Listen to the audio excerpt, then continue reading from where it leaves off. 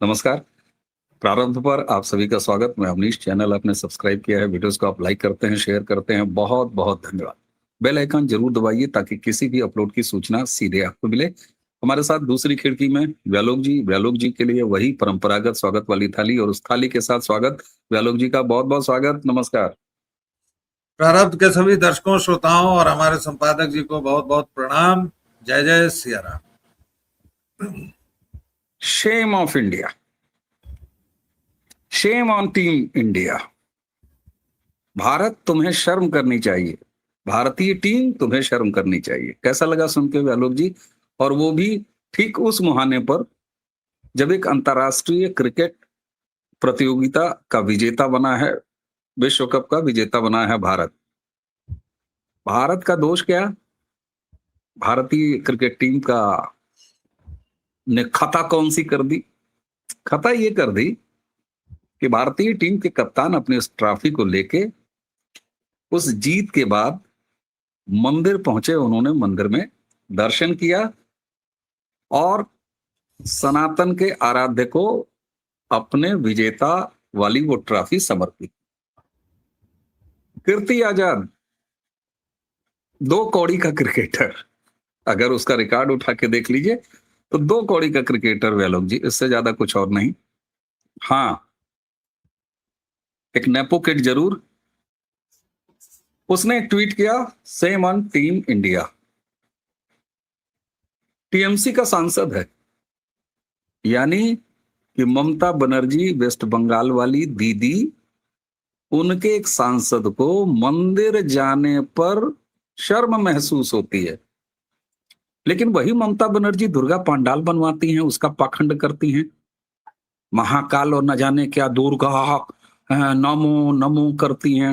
लेकिन वही ममता बनर्जी वो डीएनए भी रखती हैं कि जय श्री राम का नारा हो तो गाड़ी से कूद जाती हैं, उछल जाती हैं। व्यालोक जी, मैं एक बात हमेशा कहता हूं कि साहब, इन 11 सालों में इस देश में कुछ तो बदला है।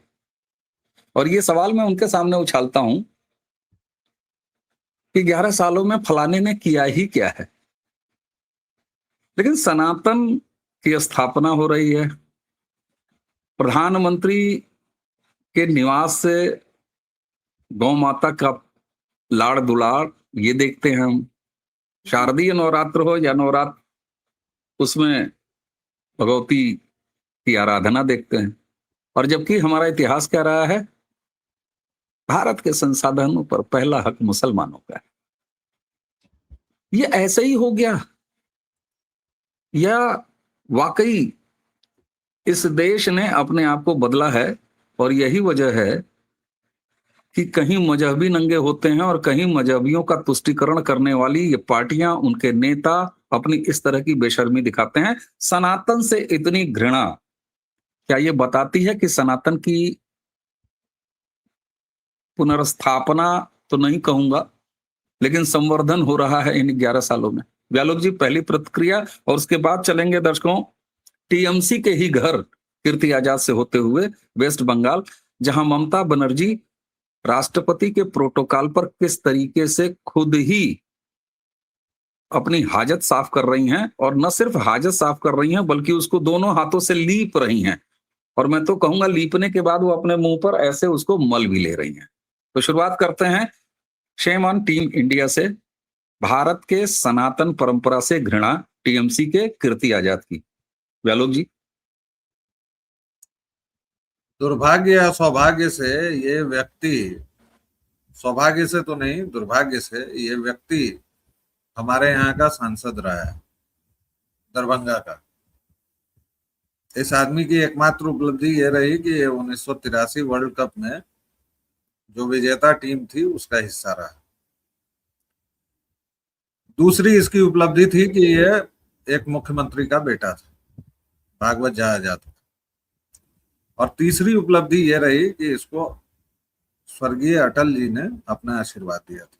मुझे याद है दरभंगा में अटल जी आए थे, लोकसभा का चुनाव था, 13 दिनों की सरकार गिर गई थी उनकी, और तब अटल जी आए थे। 50,000 की क्षमता है उस मैदान की। उसमें करीबन 2 से 2.5 लाख लोग जमा थे।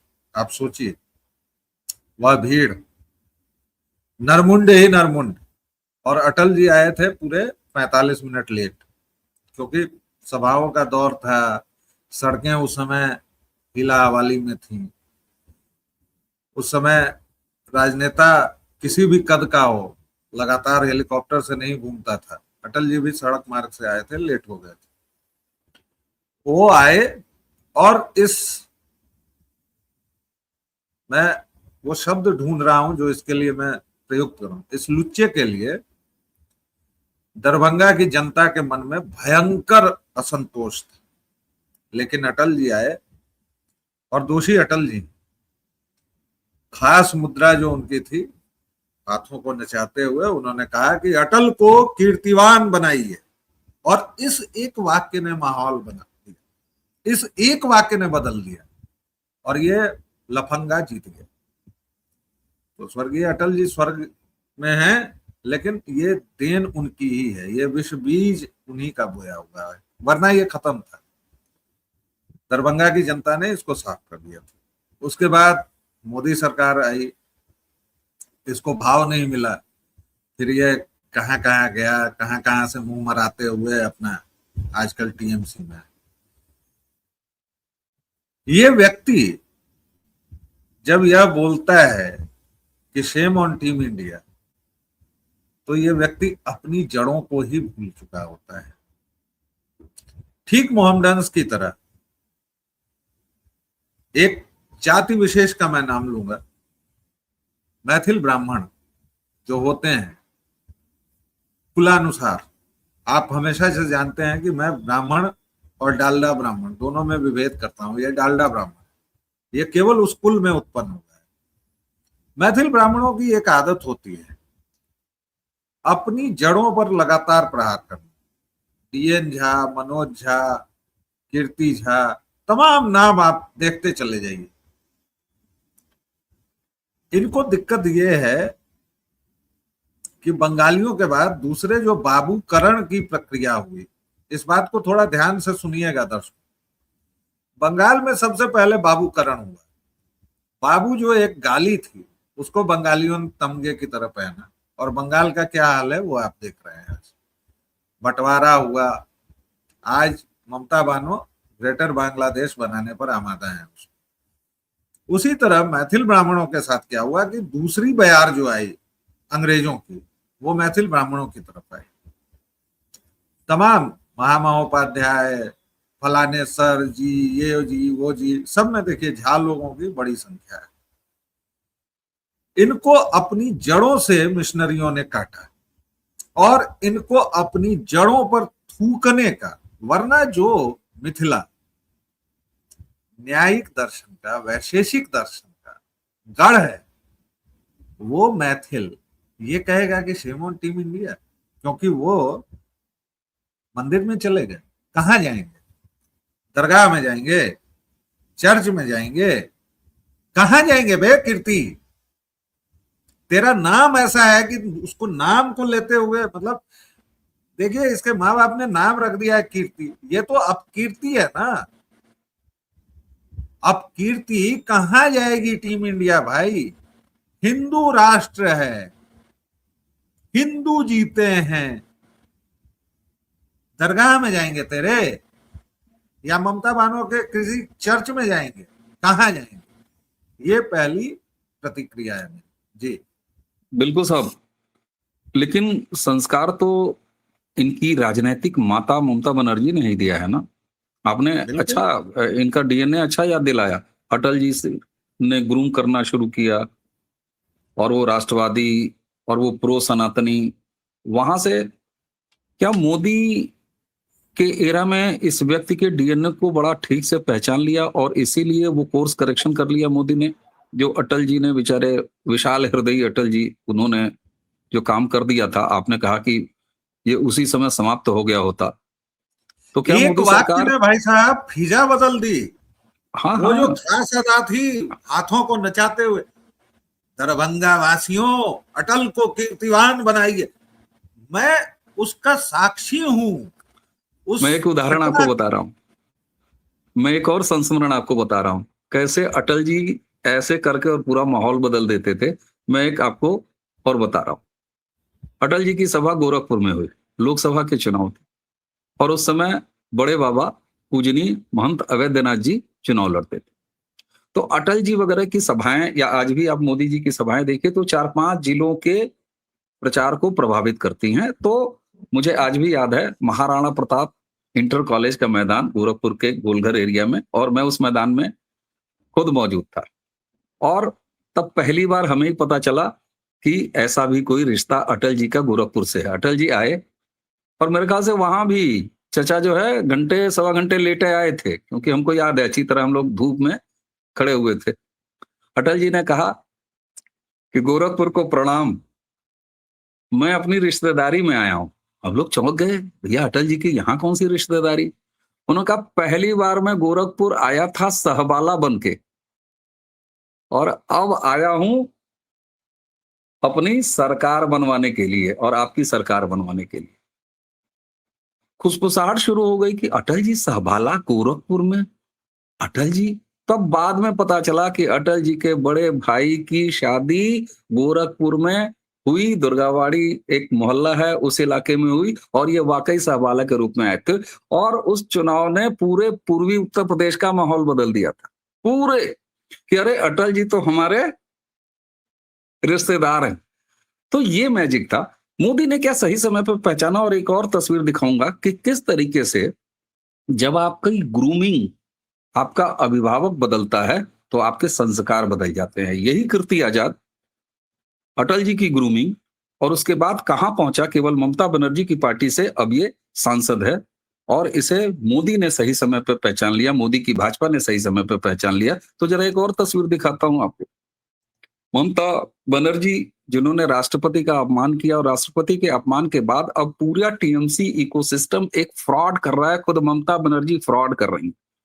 ममता बनर्जी ने ये एक पुरानी तस्वीर, जब आडवाणी जी को भारत रत्न दिया जा रहा है, उस समय राष्ट्रपति जी खड़ी हैं, आडवाणी जी बैठे हैं, प्रधानमंत्री जी बैठे हैं, ममता बनर्जी का पूरा इकोसिस्टम, और खुद ममता बनर्जी कह रहे हैं कि आपने कौन सा प्रोटोकॉल निभाया है, जबकि इतने साल का अनुभव राजनीति का। लेकिन छल देखिए, झूठ देखिए और प्रपंच देखिए, फ्रॉड देखिए ममता का, कि वो जनता को बेवकूफ बना रही है कि वहां का प्रोटोकॉल ही यही है अशोक हाल का। ममता बनर्जी, क्या तुम्हें नहीं पता? तो क्या यही संस्कार कीर्ति आजाद है और यही संस्कार है ममता बनर्जी का? और बंगाली समाज जो अपने आप को बड़ा, मतलब सारा कुछ उन्हीं के पास है, यही है। तो इस तरह के फ्रॉड पर उतरी ममता। क्या ममता का राजनीतिक फ्रॉड खुल चुका है? देखिए सर, ममता बनर्जी का राजनीतिक फ्रॉड आज से नहीं, बहुत लंबे समय से खुला हुआ है। ये जो तस्वीर है, एक ब्लू बुक आती है प्रोटोकॉल की, वो ब्लू बुक अमूमन गोपनीय रहती है, लेकिन लोगों को पता रहता है, जो लोग नौकरशाही में होते हैं, जो लोग कहीं भी होते हैं। और आपको पता है दर्शकों, मैं बताऊं कि प्रधानमंत्री, मैं राष्ट्रपति पर अभी आऊंगा, प्रधानमंत्री जब कहीं उतरते हैं तो उनसे कौन से लोग मिलेंगे और कितनी दूरी पर मिलेंगे, कौन सा व्यक्ति क्या दे सकता है, ये सब कुछ तय होता है। कुछ भी औचक नहीं होता है। 24 घंटे पहले से सब तय रहता है। एक एक व्यक्ति की पहचान होती है, एक एक व्यक्ति की शिनाख्त होती है। आपको याद होगा कि एक बार कोई सुरक्षाकर्मी गॉगल्स लगाए हुए पहुंच गया था प्रधानमंत्री के पास, और उस पर हंगामा हो गया था। उस व्यक्ति की नौकरी जाते जाते बची, डिपार्टमेंटल इंक्वायरी हुई, फिर बाद में पता चला कि चलो उसकी कुछ आंखों की समस्या थी, इसलिए उसने लगाया हुआ था। फिर उसने अपनी सफाई दी। और आप गॉगल्स नहीं लगा सकते हैं। आपको अगर एक गुलाब का फूल देना है तो आप 2 नहीं दे सकते हैं, तुरंत पकड़ लिए जाएंगे। आपको अगर 4 फीट की दूरी पर रहना है तो 4 फीट ही रहना है। आप 3.5 फीट नहीं हो सकते हैं, 4.5 फीट नहीं हो सकते हैं। ये तमाम चीजें हैं, ये प्रधानमंत्री का प्रोटोकॉल। राष्ट्रपति कौन होते हैं? इस देश की तीनों सेनाओं के सुप्रीम कमांडर। अभी जो हमारी राष्ट्रपति महोदया हैं वो केवल राष्ट्रपति नहीं है, वो सुप्रीम कमांडर हैं। उनके प्रोटोकॉल में ये होता है कि जब वो खड़ी होंगी तो बाकी लोग बैठे रहेंगे, जब वो कहेंगे कि खड़े हो जाओ तो खड़े होंगे, चाहे वो प्रधानमंत्री हो, चाहे वो भारत रत्न रेसिपिएंट हो, चाहे जो भी हो। इस फोटो में देख लीजिए, दोनों व्यक्ति बैठे हुए हैं, मोदी हाथ जोड़े हुए हैं। एक तो बड़ी मजे की बात है कि ऐसे मौकों पर कम से कम 1000 फोटोज 1 सेकेंड में आती है। अब आप देखिएगा, मैं आपको लाइव करके दिखाता हूं। मैं अभी अवनीश जी को ऐसे नमस्ते कर रहा हूं और मैंने ऐसे कर लिया। नमस्ते वाली फोटो आप छुपा लीजिए 1 सेकेंड में और ऐसे वाली फोटो लगा दीजिए और कह दीजिए कि मैंने तो अवनीश जी का अपमान कर दिया। भाई वो ब्लू बुक के अनुसार है, आडवाणी जी भी उधर नहीं देख रहे हैं, नहीं देख सकते हैं। आडवाणी जी भारत रत्न पकड़े हुए हैं, बैठे हुए हैं, मोदी तो फिर भी ऐसे कर रहे हैं और वो उसी 1 सेकेंड वाला चमत्कार है। राष्ट्रपति महोदया खड़ी हैं, वो जब तक नहीं कहेंगी तब तक किसी की मजाल नहीं है कि वो उठ जाए। राष्ट्रपति महोदया बैठ जाएंगी, फिर भी उसका भी प्रोटोकॉल है, वो पहले बैठेंगी, उसके बाद कौन बैठेगा, उसके बाद कौन बैठेगा। मतलब इतने प्रोटोकॉल्स हैं साहब कि पागल हो जाएंगे आप जानकर। क्या आप लोगों को पता है कि राष्ट्रपति जब भी चलते हैं या चलती हैं तो उनके साथ भारत सरकार की पूरी एक व्यवस्था चलती है। एक खाली ट्रक में केवल सामान होता है। क्या क्या सामान होता है? वो किसी भी जगह, किसी वन में रुके, अरण्य में रुके, किसी गेस्ट हाउस में रुके, वो जब भी बैठेंगी, जहां भी बैठेंगी, पीछे जो भारत सरकार का एम्बलम है, 3 शेरों वाला, 4 शेरों वाला, एक शेर छुपा जो रहता है, वो अशोक स्तंभ उनके पीछे रहेगा। आप किसी राष्ट्रपति की तस्वीर उसके बिना नहीं देख सकते हैं। उसके अलावा उनकी दाईं तरफ क्या रहेगा, बाईं तरफ क्या रहेगा, ये सब तय होता है भाई। और इतना झूठ आज के जमाने में। जी, मैंने कई बार जिक्र किया है, मैंने एक छोटी सी ड्यूटी कलाम साहब के साथ की थी और उत्तर प्रदेश के प्रतापगढ़ में कलाम साहब आए थे, राष्ट्रपति के रूप में आए थे और मुझे एक जिम्मेदारी मिली थी कि मैं भाषा अनुवादक के तौर पर, क्योंकि कलाम साहब हिंदी नहीं और उनको ग्रामीण उसके बगीचे वगैरह में जाना था, कुछ घरों में जाना था। मालूम है, मेरे लिए 3 पेज का निर्देश था जो मुझे 4 दिन पहले मिल गया था और उसमें मेरी दूरी निर्धारित थी कि किसी भी दशा में मुझे, यानी एक अदने से भाषा अनुवादक के तौर पर काम करने वाले को 2 से 2.5 फीट की दूरी ही मेंटेन रखनी थी, इससे ज्यादा दूर में नहीं जा सकता था। और मुझे याद है कि जब राष्ट्रपति जी चल रहे थे तो उनके एक सरदार साहब, उनके ऑफिसर थे, फर्स्ट ऑफिसर जो होते हैं, वो उनके साथ बिल्कुल एक तरफ, मुझे इस तरफ रहना था, राज्यपाल साहब मुझसे पीछे थे। ये प्रोटोकॉल। अब उस तस्वीर को कोई, मान लीजिए उस समय मोबाइल का दौर नहीं था लेकिन छोटे वाले मोबाइल आते थे, अगर उस तस्वीर को कोई लेके कहे कि ये देखो एक घटिया सा आदमी या अवनीश पीएन शर्मा आगे और उत्तर प्रदेश के राज्यपाल इसके पीछे चल रहे हैं, तो ये इस तरह की थेथरई है ममता बनर्जी की। जी देखिए, थेथराई में ममता बानो का कोई जवाब नहीं है। कल परसों मुख्य चुनाव आयुक्त वहां थे। इतनी थेथर ये महिला है, ये विक्षिप्त महिला। मैं बार बार कहता हूं, पता नहीं मोदी जी बात सुन रहे हैं कि नहीं सुन रहे हैं। इस महिला का इलाज करवाना चाहिए। इसको सबसे पहले एक मनोचिकित्सक से दिखवाना चाहिए। भाई 8 करोड़ जनता का सवाल है। आपने बंगाल को एक विक्षिप्त महिला के हवाले कर रखा है। सर प्लीज मोदी जी, इलाज करवाइए इसका। थेथराई की सीमा यह है कि मुख्य चुनाव आयुक्त पहुंचे हैं, काले झंडों से स्वागत किया गया। आज तक इस देश में मुख्य चुनाव आयुक्त की भूमिका इस तरह की किसी भी पार्टी ने नहीं बनाई थी जैसी इस घटिया राजनीतिक पार्टी ने बना दी। वो कालीघाट गए, उसमें भी देखिए एयरपोर्ट पे काला झंडा और कालीघाट मंदिर, आपने जिक्र कर ही दिया, वहां भी काला झंडा। काली घाट में वो अपनी सभा कर रहे हैं, अपने लोगों से मिल रहे हैं काली घाट से निकल के, और बाहर ये टुच्चे लफंगे तृणमूल के गुंडे वापस जाओ के नारे लगा रहे हैं। अरे भाई वो आए हैं, तुम्हारी जो शिकायतें हैं करो ना। तुम कह रही हो कि हमारे वोटर्स को छांट दिया, ये फिर से वही राहुल विंची वाली बात है। शिकायतें एक नहीं है, एक दे दो ना शिकायत, एक व्यक्ति को खड़ा कर दो ना। भवानीपुर से सर, दर्शकों, भवानीपुर जो कि ममता बनर्जी की अपनी विधानसभा है, पूरी ताकत लगाया टीएमसी ने और केवल एक शिकायत लेके आए कि ये इनका नाम कट गया है और उसको जो है जुडिशियल ऑफिसर ने वेरीफाई किया। तो ये है ममता बनर्जी का हाल। दर्शकों, जुडिशियल ऑफिसर्स की बात ही नहीं है सर। आप देखिए, मुख्य मुद्दा यह है कि ममता बानों के साथ इस बार हो चुका है कि इस बार उनकी जमीन खिसक गई है, वो विक्षिप्त हो चुकी हैं। आप ये देखिए, मैं आखिरी 1 मिनट ले रहा हूं, मुझे पता है वीडियो लंबा हो रहा है। किसी भी संवैधानिक संस्थान को इस महिला ने छोड़ा है क्या? चुनाव आयुक्त पर वही बात, सुप्रीम कोर्ट इनको जब कहता है कि आप जुडिशियल मजिस्ट्रेट दीजिए, नहीं हमारे यहाँ के नहीं जाएंगे। भाई साहब, झारखंड और ओडिशा से जुडिशियल अधिकारियों को बुलाना पड़ा सुप्रीम कोर्ट को। सुप्रीम कोर्ट की कितनी तल्ख भाषा है ममता बानो को सरकार को लेके, वो सुन लीजिएगा, कभी वो पढ़ लीजिएगा, सब कुछ ऑनलाइन है। ठीक, राष्ट्रपति महोदया, ये तो मतलब पूरे संवैधानिक ढांचे को उलट पुलट कर रही है भाई।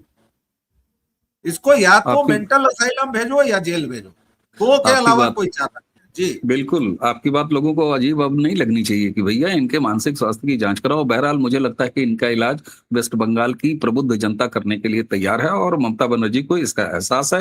1 करोड़ इनके फ्रॉड और फर्जी मतदाता वो एसआईआर के शुद्धिकरण में जा चुके हैं और इसीलिए ममता बनर्जी का वो जो बुद्धिकरण है वो गड़बड़ा गया है। तो एक तरफ एसआईआर का शुद्धिकरण, दूसरी तरफ ममता बनर्जी का बुद्धिकरण। लेकिन इन सबके बीच में जो सबसे मूल भाव है कि शेम ऑन टीम इंडिया, केवल इसलिए कि टीम इंडिया अपनी ट्रॉफी को लेके सनातन के मंदिर में जाती है और व्यालोक जी ने कहा तो और कहां जाएं बे और क्यों जाएं बे।